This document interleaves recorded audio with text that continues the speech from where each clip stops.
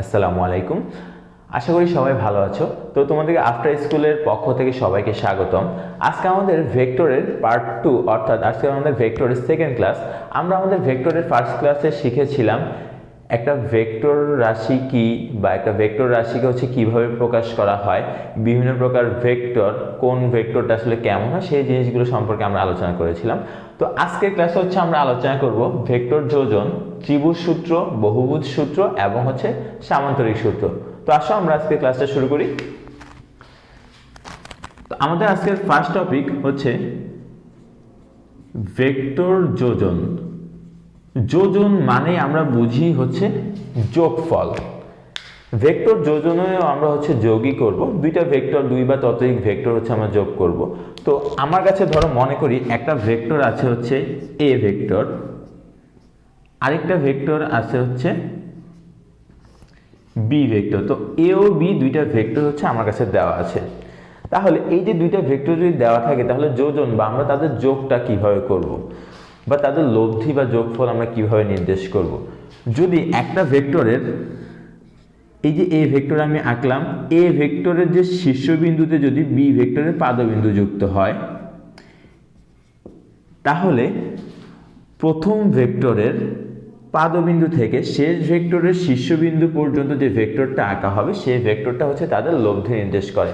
একটা ভেক্টরের শীর্ষবিন্দুতে যদি অপর একটা ভেক্টরের পাদবিন্দু যুক্ত হয়, তাহলে প্রথম ভেক্টরের পাদবিন্দু থেকে শেষ ভেক্টরের শীর্ষবিন্দু পর্যন্ত যে ভেক্টরটা আঁকা হবে, সেটা হচ্ছে তাদের লব্ধি নির্দেশ করে। এখানে লব্ধির মান নির্দেশ করবে এই যে ভেক্টরটা আঁকা হলো, তার যে সরলরেখাটা আঁকা হলো, এই যে সরলরেখার দৈর্ঘ্য, তা হচ্ছে ভেক্টরটার মান নির্দেশ করবে। আর হচ্ছে পাদবিন্দু থেকে শীর্ষবিন্দুর দিকে হচ্ছে তার দিক নির্দেশ করবে। তো আমি যদি এই ভেক্টরটার নাম দিই হচ্ছে সি ভেক্টর, তাহলে আমার আসবে হচ্ছে A vector plus B vector equal to হচ্ছে সি ভেক্টর। এই হচ্ছে আমাদের কি ভেক্টর যোজন। তো আমাদের যদি দুইটা ভেক্টরের জায়গায় এক বা একাধিক ভেক্টর দেওয়া থাকে, দুই বা ততোধিক ভেক্টর দেওয়া থাকে, অর্থাৎ 3টা 4টা ভেক্টর দেওয়া থাকে, তাতে আমাদের কোনো সমস্যা নেই। আমরা জাস্ট কি করব, একটা ভেক্টরের শীর্ষবিন্দুতে আরেকটা ভেক্টরের পাদবিন্দু, আরেকটা ভেক্টরের শীর্ষবিন্দু আরেকটা ভেক্টরের পাদবিন্দু, আরেকটা ভেক্টরের শীর্ষবিন্দু আরেকটা ভেক্টরের পাদবিন্দু, এভাবে ক্রমান্বয়ে যদি চলতে থাকে, তাহলে একদম সর্বশেষ প্রথম ভেক্টরের পাদবিন্দু থেকে শেষ ভেক্টরের শীর্ষবিন্দু পর্যন্ত যে ভেক্টরটা আঁকা হবে, তাই হচ্ছে তাদের লব্ধি নির্দেশ করবে। যদি এটা হচ্ছে আমার এ ভেক্টর হয়, এটা যদি আমার বি ভেক্টর হয়, C vector, D vector, E vector, আর এইটাকে যদি আমি লব্ধি মানে আর ভেক্টর প্রকাশ করি, তাহলে আমার আর ভেক্টর ইকুয়াল টু হবে A vector plus B vector plus C vector plus D vector plus হচ্ছে ই ভেক্টর। এই হচ্ছে কি আমাদের ভেক্টর যোজন। তারপর আমাদের যেই টপিকটা, সেটা হচ্ছে ত্রিভুজ সূত্র। তো আমরা লিখি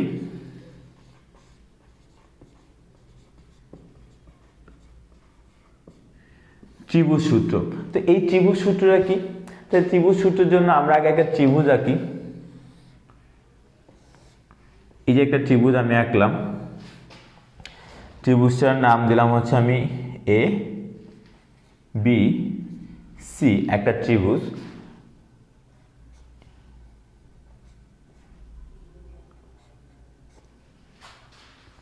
তো দেখো, যদি কোনো ত্রিভুজের দুটি সন্নিহিত বাহু একই ক্রমে দুটি ভেক্টর নির্দেশ করে, তাহলে তার তৃতীয় বাহু বিপরীত ক্রমে তাদের লব্ধি নির্দেশ করবে। এই যে একটা ত্রিভুজের, এই যে আমি এই দুইটা সন্নিহিত বাহুর কথা যদি চিন্তা করি, এই যে দেখো তারা হচ্ছে একই ক্রমে কাজ করছে, এই ভেক্টরের ডিরেকশন হচ্ছে এদিকে, তারপর ক্রমান্বয়ে এর ডিরেকশন হচ্ছে এদিকে। এভাবে একটা ত্রিভুজের দুইটা সন্নিহিত বাহু যদি দুইটা ভেক্টর নির্দেশ করে, তাহলে তাদের তৃতীয় বাহু বিপরীত ক্রমে হচ্ছে তার লব্ধি নির্দেশ করবে। এখানে তৃতীয় বাহু হচ্ছে আমাদের এটা, তাহলে তৃতীয় বাহুটা কি করবে, বিপরীত ক্রমে এদের লব্ধি নির্দেশ করবে। তাহলে এটা যদি ধরো আমার পি ভেক্টর হয়, এটা যদি আমার কিউ ভেক্টর হয়, আর এটা যদি আমার আর ভেক্টর হয়, তাহলে এখানে কি আসবে, P vector plus Q vector equal to হচ্ছে আর ভেক্টর। এই হচ্ছে কি আমাদের ত্রিভুজ সূত্র। এখন আমরা আলোচনা করব বহুভুজ সূত্র নিয়ে।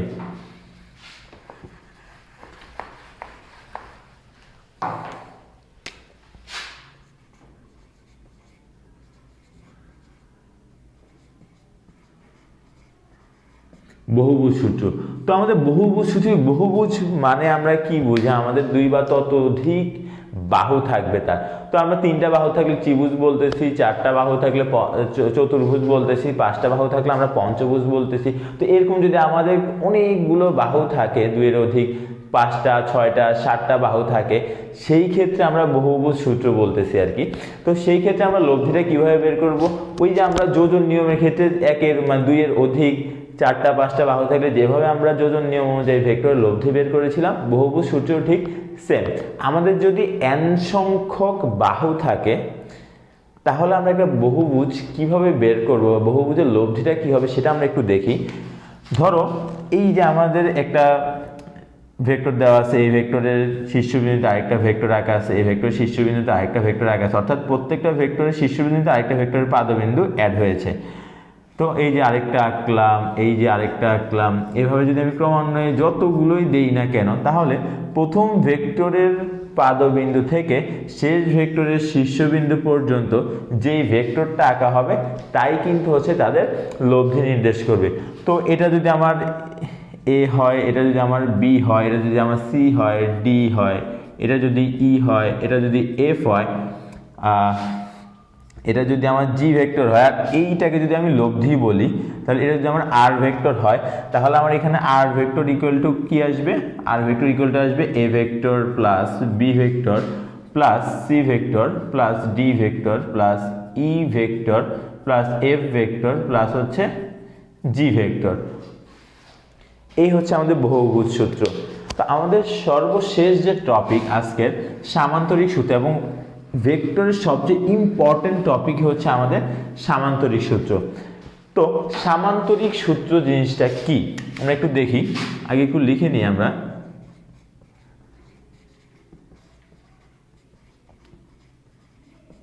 সামান্তরিক সূত্র, তো সামান্তরিক সূত্র জিনিসটা কি, একটা সামান্তরিকের কোনো একটা সামান্তরিকের একটা কৌণিক বিন্দু থেকে দুটি সন্নিহিত বাহু যদি দুটি ভেক্টর নির্দেশ করে, তাহলে ওই সামান্তরিকের ওই কৌণিক বিন্দু থেকে অঙ্কিত কর্ণ তাদের লব্ধি নির্দেশ করে। ধরো এই যে আমি একটা সামান্তরিক আঁকলাম, একটা সামান্তরিক, এই যে এই সামান্তরিকের ধরো আমি এটার নাম দিলাম হচ্ছে পি, এটার নাম দিলাম হচ্ছে পি, এটার নাম হচ্ছে কিউ, এটা হচ্ছে কিউ।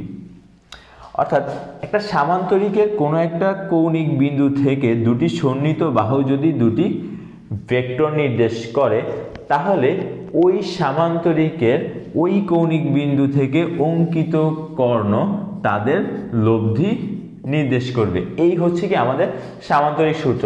অর্থাৎ আমাদের এখানে আসবে কি আর ভেক্টর, লব্ধি ইকুয়াল টু আসবে কি পি ভেক্টর প্লাস হচ্ছে কিউ ভেক্টর। তো পি এর ডিরেকশন যদি এদিকে হয়, এখানেও পি এর ডিরেকশন এদিকে হবে, এখানেও কিউ এর ডিরেকশন হচ্ছে এদিকে হবে। এখন যদি তোমাদের কারো মনে প্রশ্ন আসে, আমরা যে এই যে এখন যোজন নিয়ম বললাম, সেই যোজন নিয়ম কি ফলো করছে? অবশ্যই ফলো করছে।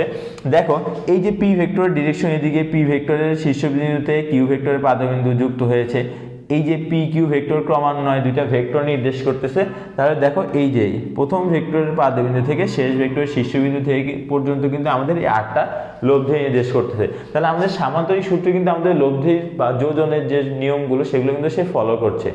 তো এই যে আমি সামান্তরিকটা আঁকলাম, এই যে লব্ধির সাথে যে ভূমি আনুভূমিক যে কোণ উৎপন্ন করে সেটাকে হচ্ছে থিটা ধরা হয়, আর এই যে দুইটা ভেক্টর পি ভেক্টর আর কিউ ভেক্টর তাদের যে মধ্যবর্তী কোণ সেটাকে হচ্ছে আলফা ধরা হয়। তো আমি এভাবে না এঁকে ধরো আলাদাভাবে যদি একটু আঁকি আরেকবার, এবার একটু দেখো তো সবাই কেমন হয় এই জিনিসটা। ধরো আমি আঁকলাম, আমার একটা ভেক্টর হচ্ছে পি ভেক্টর, আরেকটা ভেক্টর হচ্ছে কি কিউ ভেক্টর, এখানে আমি তাদের হচ্ছে লব্ধি আর আঁকলাম। লব্ধি হচ্ছে ডাবল অ্যারো দিয়ে হচ্ছে দেখানো হয়। তো এই যে পি আর কিউ এর যে মধ্যবর্তী কোণ সেটা হচ্ছে আলফা, আর পি আর আর এর যে মধ্যবর্তী কোণ সেটা হচ্ছে কি আমাদের থিটা। কি বললাম, দুইটা ভেক্টরের মধ্যবর্তী কোণ হচ্ছে আলফা, আর লব্ধির সাথে ভূমির যে উৎপন্ন কোণ সেটা হচ্ছে থিটা। তাহলে আমাদের লব্ধি সূত্রটা কি হবে? আমাদের এখান থেকে লব্ধি সূত্রটা হবে R equal to root over P square plus Q square plus 2 P Q cos alpha. এই হচ্ছে কি আমাদের সামান্তরিকের থেকে লব্ধি বের করার সূত্র, √p² plus q² plus 2pq cos alpha. এখানে আলফাটা হচ্ছে কি আমাদের দুইটা ভেক্টরের যে মধ্যবর্তী কোণ। তাহলে এখন যদি আমাকে বলে লব্ধিটা কত কোণে ক্রিয়া করবে বা থিটার মানটা বের করতে বলে কত কোণে ক্রিয়া করছে, সেই ক্ষেত্রে আমাদের যে সূত্রটা সেটা হচ্ছে কি tan θ = q sin alpha divided by p plus q cos alpha, q sin alpha by p plus q cos alpha. এখন তোমরা বলতে পারো যে আমাদের কিভাবে আমরা মনে রাখবো হচ্ছে আমাদের এই যে q sin alpha p plus q cos alpha.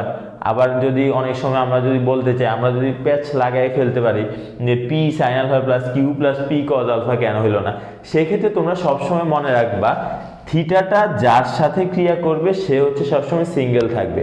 কি বললাম আমি? থিটাটা যার সাথে ক্রিয়া করবে সে হচ্ছে সব সময় সিঙ্গেল থাকবে। এখানে আমার লব্ধি যে ভূমির সাথে যে থিটা কোণ উৎপন্ন করেছে সেই থিটাটা হচ্ছে ভূমি অর্থাৎ পি ভেক্টরের সাথে ক্রিয়া করছে, এখানে কিন্তু পি হচ্ছে সিঙ্গেল। তো এই জিনিসটা যদি তোমরা মনে রাখতে পারো তাহলে হচ্ছে তোমাদের এই জিনিসটা নিয়ে আর কোনো কনফিউশন থাকবে না বা কোনো প্যাচ লাগার কোনো সম্ভাবনা নেই। তো আমরা বলি ধরো এখানে যদি পি এর জায়গায় যদি এখানে কিউ ভেক্টরটা থাকতো আর এখানে যদি আমার পি ভেক্টরটা থাকতো তাহলে সূত্রটা কেমন হতো? লব্ধি সূত্র যা আছে তাই থাকতো, কিন্তু এই যে এই জায়গাটাতে পরিবর্তন হইতো, কারণ আমি বলছিলাম যার সাথে থিটা কোণ উৎপন্ন করে সে হচ্ছে সিঙ্গেল। তাহলে এখানে আসতো আমার কিউ, এখানে আসতো আমার পি, এখানেও আসতো আমার পি। তো আশা করি তোমরা সবাই বুঝতে পারছো। তো এখন আমরা দেখি এই যে আমাদের লব্ধি আর এই যে লব্ধি, এই লব্ধির সর্বোচ্চ মান কত হইতে পারে আর হচ্ছে লব্ধির সর্বনিম্ন মান কত হইতে পারে। ঠিক আছে, তো আমরা দেখলাম যে আমাদের সামান্তরিকের যে লব্ধি নির্ণয়ের সূত্র সেটা হচ্ছে r = √p² plus q² plus 2pq cos alpha. এখন দেখো আমরা কিন্তু দেখতে পাচ্ছি যে আমাদের যে r এর বা লব্ধির মানটা সে সম্পূর্ণই cos আলফার উপর নির্ভর করতেছে। তো cos আলফার যে মান সেটা আমরা জানি যে -1 থেকে +1 পর্যন্ত। cos আলফার সর্বোচ্চ মান হচ্ছে +1 আর cos আলফার সর্বনিম্ন মান হচ্ছে -1। তো আলফা ইকুয়াল টু যদি 0 ডিগ্রি হয় অর্থাৎ দুইটা ভেক্টর যদি একই দিকে ক্রিয়া করে তাহলে আলফা ইকুয়াল টু 0 ডিগ্রি হলে cos আলফা ইকুয়াল টু হবে cos 0 ডিগ্রি অর্থাৎ cos 0 ডিগ্রির মান হচ্ছে 1। সেই ক্ষেত্রে আমরা r ইকুয়াল টু কি পাবো? √p² plus q² plus 2pq, যেহেতু cos আলফার মান আমার হচ্ছে 1 হয়ে যাবে। আর এটা হচ্ছে a প্লাস b হোল স্কয়ারের সূত্র। তো আমরা এখান থেকে লিখতে পারি কি p plus q whole square, square root কাটাকাটি করলে তো r ইকুয়াল টু আসবে হচ্ছে p প্লাস q। এটাই হচ্ছে কি আমার লব্ধির সর্বোচ্চ মান। তো আমরা এই জিনিসটাকে এভাবে লিখতে পারি r ম্যাক্সিমাম। তো r ম্যাক্সিমাম ইকুয়াল টু কি, দুইটা ভেক্টর যদি আমি সরাসরি যোগ করে দেই তাহলে হচ্ছে কি পাচ্ছি আমি r ম্যাক্সিমাম পাচ্ছি, দুইটা ভেক্টরের মান যদি আমি সরাসরি যোগ করে দিই। তো r ম্যাক্সিমাম ইকুয়াল টু হচ্ছে p প্লাস q। এখন যদি আমাকে বলে r এর সর্বনিম্ন মান কত হবে, তো আমরা জানি যে cos আলফার সর্বনিম্ন মান হচ্ছে -1। এখন cos আলফার সর্বনিম্ন মান যে -1, cos কত ডিগ্রির মান -1? আলফা ইকুয়াল টু যদি হয় 180 degree, alpha equal to 180 degree হলে cos 180 ডিগ্রি ভ্যালু হচ্ছে -1। এটাই হচ্ছে cos আলফার সর্বনিম্ন মান। তো আমরা যদি এখন -1 বসাই তাহলে আমার কি আসবে? এখানে দেখো তো r equal to √p² plus q²। এখানে যদি আমি cos আলফার মান -1 বসাই তো প্লাস মাইনাস মাইনাস হবে -2pq। তাহলে জিনিসটা এমন দাঁড়াচ্ছে অনেকটা p minus q whole square, p minus q whole square. এখানে আমরা p মাইনাস q না দিয়ে হচ্ছে আমরা এই চিহ্নটা দিব। এই চিহ্নটা কেন দিব সেটা আমি বলতেছি। তো আমরা যদি স্কয়ার আর রুট উঠে দিই তাহলে আমরা এখান থেকে কি আসতেছে r ইকুয়াল টু এমন একটা কিছু আসতেছে। দেখো এখন এই চিহ্নটা দ্বারা আসলে কি বোঝানো হচ্ছে? এই চিহ্নটা দ্বারা বোঝানো হচ্ছে r ইকুয়াল টু এমন হইতে পারে p মাইনাস q হইতে পারে যখন হচ্ছে আমার p গ্রেটার দেন q হবে, অথবা p R equal to Q minus P হইতে পারে যখন হচ্ছে আমার কি কিউ গ্রেটার দেন পি হবে। অর্থাৎ পি যদি কিউ এর থেকে বড় হয় তখন আর মিনিমাম হবে হচ্ছে পি মাইনাস কিউ, আর কিউ যদি পি এর থেকে বড় হয় তখন আর মিনিমাম ইকুয়াল টু হবে কিউ মাইনাস পি। এটা হচ্ছে কি আমার আর মিনিমাম। এই হচ্ছে আমার আর ম্যাক্সিমাম দেখালাম আর হচ্ছে আর মিনিমাম দেখালাম।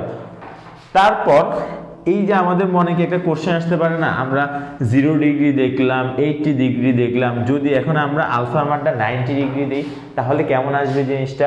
দেখো আলফা ইকুয়াল যদি 90 ডিগ্রি হয়, আলফা ইকুয়াল যদি 90 ডিগ্রি হয় সেই ক্ষেত্রে cos 90 ডিগ্রি ইকুয়াল টু হচ্ছে কত? 0। cos 90 ডিগ্রি ইকুয়াল টু যেহেতু 0 তাহলে আমাদের আর ইকুয়াল টু কত আসবে? Root over P square plus Q square. যদি আলফার মান হচ্ছে 90 ডিগ্রি হয় সেই ক্ষেত্রে আর ইকুয়াল টু হবে P square plus Q square, এবং আমাদের ওই যে থিটা ছিল টেন থিটা ইকুয়াল টু হবে কিউ ডিভাইডেড বাই পি। তো আশা করি সবাই বুঝতে পেরেছো। তো আমাদের পরে আমরা সামান্তরিক থেকে যে জিনিসটা দেখাবো সেটা হচ্ছে কি লব্ধির সীমা। একটা লব্ধির সীমাটা কেমন হইতে পারে সেটা আমরা দেখাবো। লব্ধির সীমা, তো আমাদের যে লব্ধির সীমানাটা সেটা কেমন হবে আমরা একটু বলি। আমাদের লব্ধির সীমাটা হচ্ছে অনেকটা এমন হবে, R minimum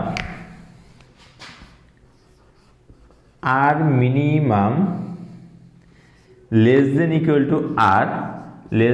two R maximum. অর্থাৎ এই যে আমাদের লব্ধি আর এর মানটা আর মিনিমাম হইতে পারে অথবা আর এর সমান হইতে পারে, আর থেকে ছোট হইতে পারে, আর থেকে ছোট হলে সে কত হইতে পারে? আর মিনিমাম হইতে পারে, অথবা আর এর সমান হইতে পারে, অথবা সে আর ম্যাক্সিমাম হইতে পারে। তো এটাই হচ্ছে কি তার লব্ধির সীমা। R minimum less than equal to হচ্ছে আর ম্যাক্সিমাম, অর্থাৎ আর এর মানটা আর মিনিমাম থেকে আর ম্যাক্সিমামের মধ্যেই হচ্ছে থাকবে। তো এখন যদি আমরা এই থেকে যদি একটা ছোট্ট একটা ম্যাথের কথা যদি চিন্তা করি, ধরো আমার কাছে বলা আছে যে 5 নিউটন ও 6 নিউটন দুইটা বল দেওয়া আছে, 5 নিউটন ও 6 নিউটন বল দুটির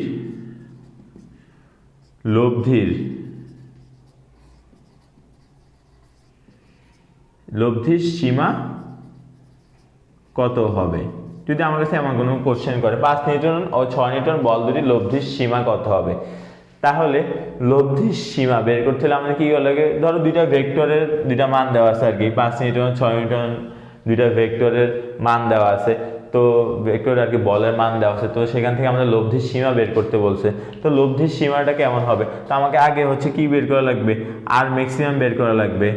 আর ম্যাক্সিমাম মানে হচ্ছে আমি কি জানি, দুইটা ডিরেক্ট যোগ 5 + 6 ইকুয়াল হচ্ছে 11 নিউটন। তারপর যদি হচ্ছে আমি আর মিনিমাম বের করি, আর মিনিমাম ইকুয়াল টু কত আসবে? আমার সর্বোচ্চটা থেকে সর্বনিম্ন মানে বড়টা থেকে ছোটটা বিয়োগ 6 - 5 ইকুয়াল টু হচ্ছে 1 নিউটন। তাহলে আমার সীমাটা কি আসবে?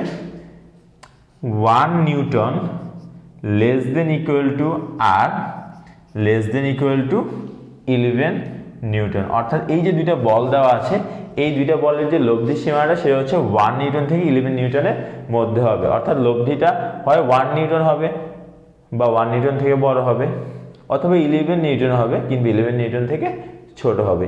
এই ছিল হচ্ছে আমাদের লব্ধির সীমা। তো আজকের ক্লাসের সর্বশেষ যে জিনিসটা হচ্ছে আমরা একটা ছোট্ট একটা ম্যাথ করব। এই যে আমরা লব্ধি পড়লাম, লব্ধি দিয়ে হচ্ছে বা হচ্ছে কোণ পড়লাম, কীভাবে হচ্ছে থিটা বের করতে হয়, সেটা ছোট্ট একটা ম্যাথ করব। আসো আমরা দেখি। তো তোমরা হচ্ছে বোর্ডে একটা ম্যাথ দেখতে পাচ্ছ। ম্যাথটা হচ্ছে অনেকটা এমন, একই সময়ে একই বিন্দুতে ক্রিয়াশীল দুটি ভেক্টরের মান সমান, দেখাও যে এদের লব্ধি ভেক্টর দুটির মধ্যবর্তী কোণকে সমাদ্বিখণ্ডিত করে। তো আমরা যদি এই জিনিসটা একটু ভিজুয়ালাইজ করি, এই যে একটা ভেক্টরকে ধরলাম হচ্ছে আমি পি ভেক্টর, আর একটা ভেক্টর হচ্ছে কি আমার কিউ ভেক্টর, আর এই যে পি আর কিউ এর মধ্যবর্তী যে কোণ সেটা হচ্ছে আলফা, এবং এই যে কৌণিক বিন্দু, এই কৌণিক বিন্দু থেকে তাদের লব্ধি হচ্ছে আর।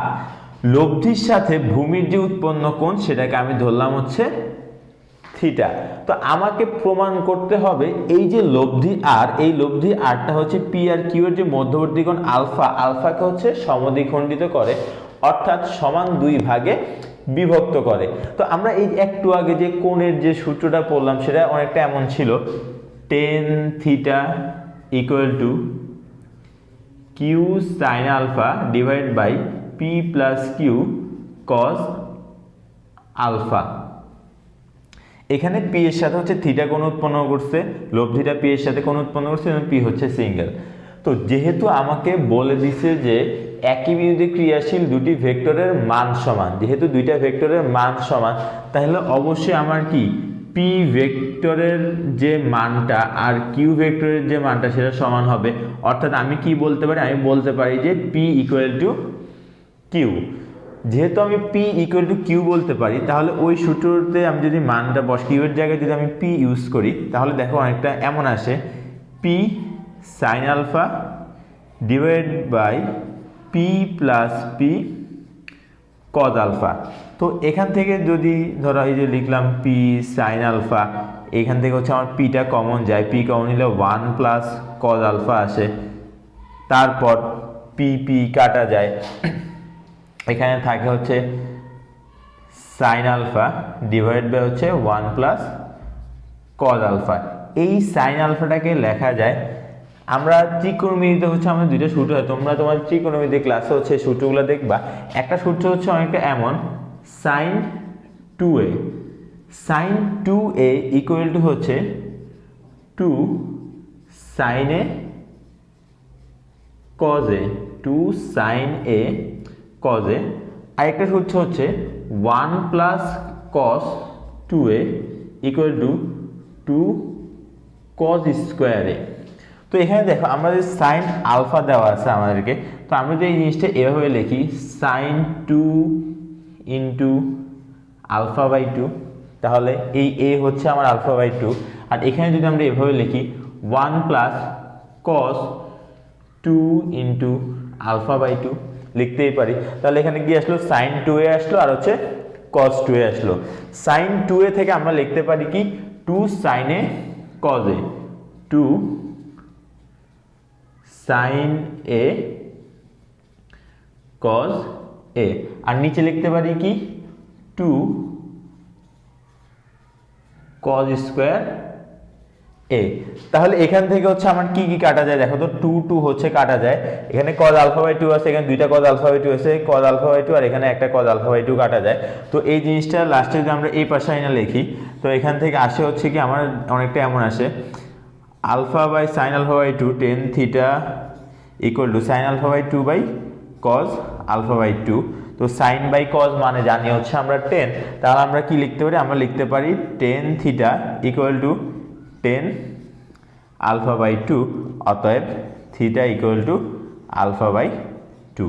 দেখো এই যে লব্ধিটা, লব্ধির সাথে যে আনুভূমিক যে উৎপন্ন কোণ থিটা, থিটা ইকুয়াল টু যেহেতু আমাদের কি এসেছে আলফা বাই 2 এসেছে, আর এই যে পি আর কিউ এর মধ্যবর্তী কোণ আলফা ছিল, তাহলে আলফা বাই 2 মানে কি সমদ্বিখণ্ডিত হয়েছে সে, অর্থাৎ লব্ধিটা কি করেছে আমাদের পি আর কিউ এর এই যে ভেক্টর দুইটার মধ্যবর্তী কোণকে সমদ্বিখণ্ডিত করেছে।